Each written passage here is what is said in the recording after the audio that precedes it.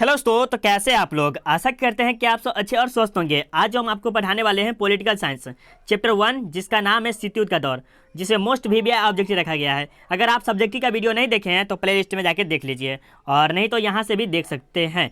और यह चैप्टर इतना वीवीआई है ना कि आपके 12th क्लास के बोर्ड एग्जाम में आपको इतना इंपॉर्टेंट है कि आप सोच नहीं सकते हैं। यह क्वेश्चन आपको बार बार पूछा गया है, और इसे मेरे ख्याल से इसमें लगभग 10 नंबर का पूछा जाता है हर बार, सब्जेक्टिव और ऑब्जेक्टिव मिला के। तो सब्जेक्टिव का 6 क्वेश्चन कराए, अगर आप नहीं देखे तो जाके जरूर देखिए, ठीक है। और आपको पीडीएफ चाहिए फ्री में, वो भी आपको बता दें पीडीएफ किस प्रकार आपको मिलेगा। उसके लिए लास्ट तक देखिए, इसे 15 ही क्वेश्चन लिया गया और मोस्ट इंपॉर्टेंट लिया गया है। तो 1 नंबर से हम स्टार्ट करते हैं कि किस देश की प्रभुत्व से एक ध्रुवीयता कायम हुई। आप बोला जा रहा है कि किस देश के प्रभुत्व से एक ध्रुवीयता कायम हुई, तो रूसी संघ, चीन, फ्रांस, अमेरिका। तो ये जो हमारा राइट आंसर क्या हुआ, तो ये हुआ था अमेरिका के कारण हुआ था। और देखिए ये जो अमेरिका है ना, वो बहुत ही शक्तिशाली देश था। क्या था? अमेरिका बहुत ही शक्तिशाली देश था। और ये दोनों जो चला था प्रभुत्व, शीतयुद्ध जो चला था, शीतयुद्ध एक प्रकार का है ना, देखा जाए तो शीतयुद्ध एक प्रकार का क्या है, तो ये मारपीट वाला, बंदूक वाला, गोली फायरिंग वाला नहीं है। ये एक झगड़ा है जो आपस में बातचीत के जरिए होता है, ठीक है। अब आप अपने गांव में देखे होंगे कि यहाँ पर क्या करते हैं लोग, सब गला गलौज था करते थे, ये बातचीत, लेकिन मारा पीटी नहीं होता है, बात से ही गला गलौज होता है। तो इसमें जो अमेरिका है ना, बहुत ही शक्तिशाली था। तो राइट आंसर में क्या होगा, तो डी होगा, ठीक। चलिए 2 नंबर से स्टार्ट करते हैं। अब देखिए आप कहा जा रहा है कि गुटनिरपेक्ष को प्रोत्साहित करने वाला प्रमुख कारक निम्नलिखित में से कौन है। इनमें देखिए, इनमें से गुटनिरपेक्ष को प्रोत्साहित करने वाला प्रमुख कारण कौन है, तो शीतयुद्ध है, सैनिक युद्ध से अलग रहना, राष्ट्रों का स्वतंत्र अस्तित्व इच्छा, इनमें से सभी। तो देखिए इसमें शीतयुद्ध का भी कुछ कारण था, ठीक है। शीतयुद्ध का तो महाकारण, शीतयुद्ध के ही कारण तो ऐसे सैनिक युद्ध के कारण, सैनिक के भी बारे भड़काव था। मतलब सैनिक है ना, वो मारपीट नहीं करते थे, लेकिन बातचीत से ही झगड़ा होता था। राष्ट्रों का स्वतंत्र अस्तित्व की इच्छा, मतलब वो चाहते थे सोवियत संघ ना, वो अलग राष्ट्र चाहते थे। इसमें से राइट आंसर हमारा क्या होगा, तो डी होगा, ठीक। चलिए आगे चले, डी हमारा राइट आंसर है। आगे चलते हैं।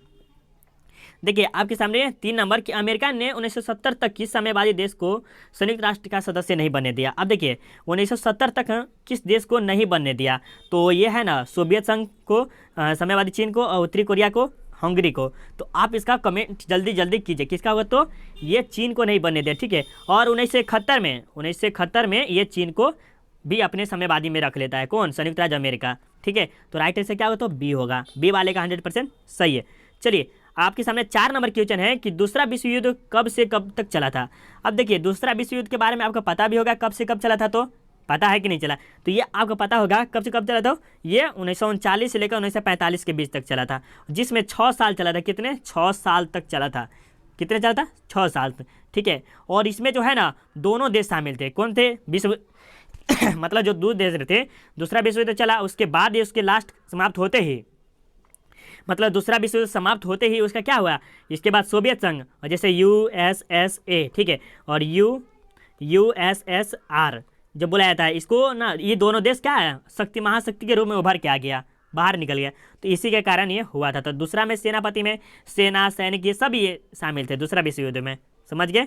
चलिए ये देखिए आपके सामने 5 नंबर क्वेश्चन है कि क्यूबा मिसाइल संकट के समय अमेरिका के राष्ट्रपति कौन थे। अब देखिए क्यूबा मिसाइल संकट के समय अमेरिका के राष्ट्रपति कौन थे, तो जॉन एफ कैनेडी, बेस जॉनसन, ट्रेडमैन, जेमी कॉर्टन। तो इसमें जो हमारा राइट आंसर क्या हुआ, तो जॉन एफ कैनेडी था। कौन था? John F Kennedy. और ये जो क्यूबा संकट मिसाइल कब हुआ था, तो ये 1962 में हुआ था।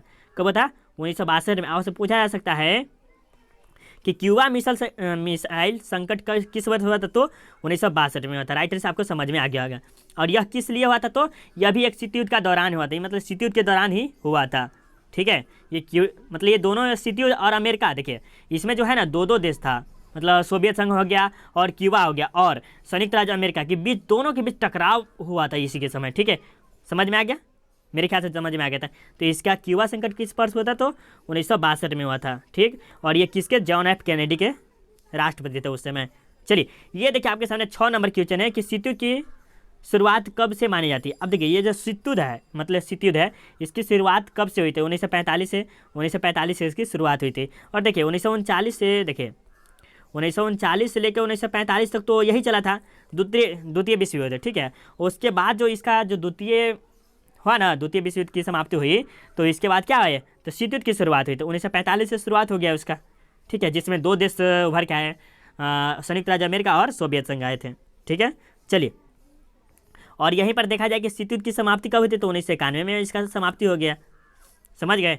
चलिए ये देखिए आपके सामने 7 नंबर की क्वेश्चन है कि कौन से दो महाशक्तियों के बीच शीत युद्ध चला था। तो अभी बताया कि किसके किसके बीच में चला था, तो अमेरिका और सोवियत संघ के बीच में चला था, ठीक है। और यह जो शीत युद्ध जो है ना 1945 से लेकर 1991 तक चला था। कितने, 1991 तक चला था। किसके किसके बीच में, सोवियत संघ और अमेरिका के बीच में, ठीक है।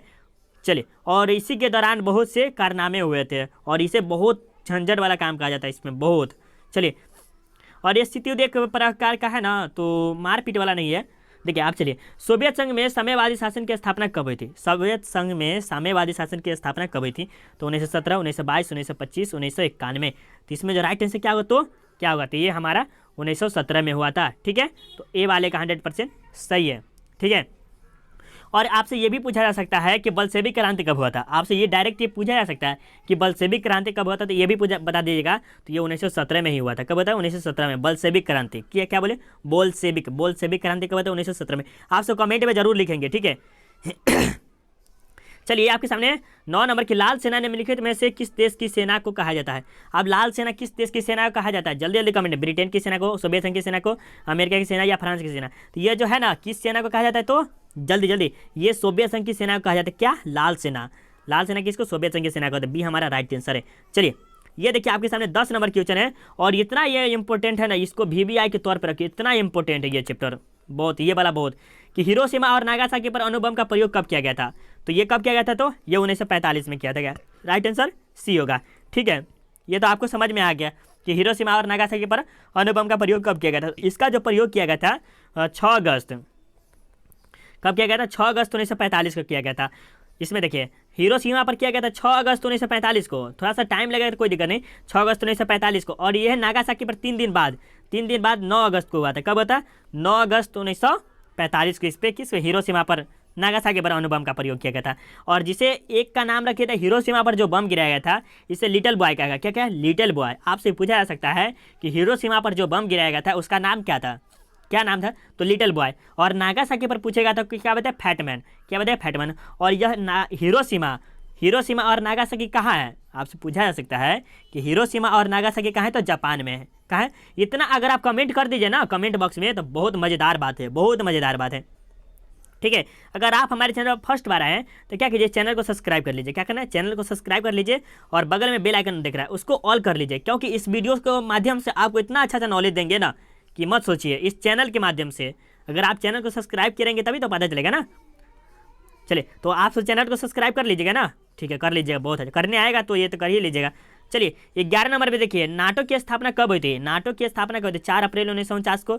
15, तो इसके जो है ना नाटो की जो स्थापना हुई थी ये 4 अप्रैल 1949 को हुआ था। राइट आंसर ये होगा, ठीक है, 4 अप्रैल 1949 को हुआ था। और ये जो नाटो की जो मुख्यालय है कहाँ है, ब्रुसेल्स है, जिसे हम बेल्जियम के नाम से भी जानते हैं। आपसे पूछा जा सकता है कि नाटो का मुख्यालय कहाँ है, नाटो का मुख्यालय कहाँ है, तो कहाँ है, तो ये ब्रुसेल्स में। और ये नाटो की स्थापना किसने करवाया था, तो अमेरिका ने करवाया था। कौन ने, अमेरिका।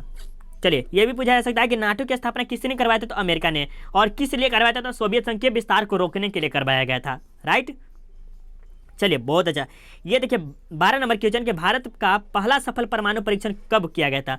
1974 में किया गया था। कब किया था, 1974 में पहला परमाणु परीक्षण किया गया था। और कहाँ पर किया गया था, तो पोखरण में किया गया था। कहाँ, पोखरण में। और वहीं देखा जाए कि दूसरा पूछा जाएगा तो दूसरा 1998 में किया गया था। दूसरा 1998 में, वो भी पोखरण में किया गया था। तो पहला पूछा जाएगा तो 1974 और दूसरा 1998। चलिए ये देखिए आपके सामने 13 नंबर क्वेश्चन है कि गुट निरपेक्ष की नींव रखने में किस भारतीय नेता का प्रमुख योगदान था। अब देखिए ये जो गुट निरपेक्ष है, आप जानते हैं गुट निरपेक्ष के बारे में अभी बताया जस्ट, उसके बारे में तो पढ़ ही लिए। और देखिए इसके जो भारतीय नेता था उसका प्रमुख योगदान था, मतलब ये जो भारतीय नेता के था ना उसने योगदान दिया कि हाँ ये काम करो, तुम्हें अच्छा लग रहा है, इसमें समर्थन दिया, हाँ कि अच्छा काम है कि करो इसको। तो ये कौन दिया था भारत के, सुभाष चंद्र बोस, पंडित जवाहरलाल नेहरू या महात्मा गांधी, या इनमें से कोई नहीं। तो ये जो हमारे हैं ना पंडित जवाहरलाल नेहरू, ठीक है, पंडित जवाहरलाल नेहरू थे जिसने ये भारत के प्रथम प्रधानमंत्री भी थे। क्या थे, भारत के प्रथम प्रधानमंत्री भी थे। कौन, पंडित जवाहरलाल नेहरू थे। इसमें आपको समझ में आ गया होगा, ठीक है। चलिए आगे चलते हैं। ये देखिए आपके सामने 14 नंबर क्वेश्चन है कि शीत युद्ध के लिए उत्तरदायी कारण है। अब देखिए शीत युद्ध के लिए अमेरिका भी कारण है और सोवियत संघ भी है, तभी तो शीत युद्ध हुआ था ना। अमेरिका और सोवियत संघ के विस्तार के कारण ही तो युद्ध हुआ था।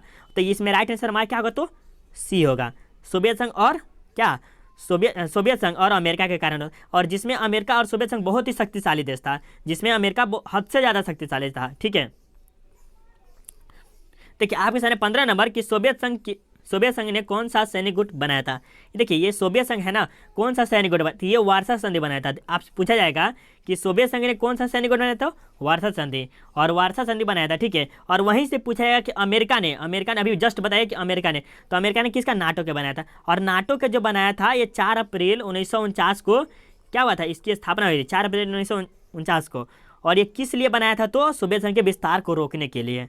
ठीक है, तो इतने तक था, लास्ट 15 था।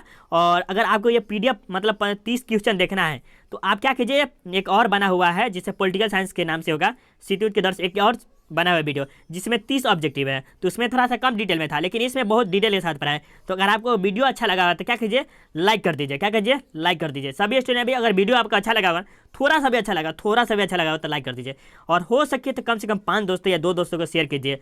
और इसमें अगर आप चैनल को सब्सक्राइब किए होंगे तो इस कलर का हो जाएगा, और बेल आइकन को ऑल कर लीजिए। देखिए घंटे का निशान दिया, उस पर क्लिक कर देना। ठीक है, आप सब जरूर कीजिएगा। तो आपसे सपोर्ट करने के लिए धन्यवाद। अगर आपको PDF चाहिए तो कुछ नहीं करना, यूट्यूब या टेलीग्राम पर जाके क्या कीजिए, self study with Kundan Kumar search कीजिए, आपको यहाँ पर मिल जाएगा। उसके बाद यही लोगो जो आप मतलब यूट्यूब पर चैनल पर देखें ना, उसी प्रकार का लोगो मिलेगा। उसके बाद चैनल को सब्सक्राइब कर लीजिएगा, मतलब टेलीग्राम को सब्सक्राइब कर लीजिएगा, आपको यहाँ पर PDF फ्री में मिल जाएगा।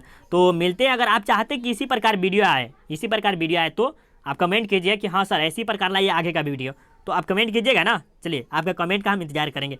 Bye, take care all of you.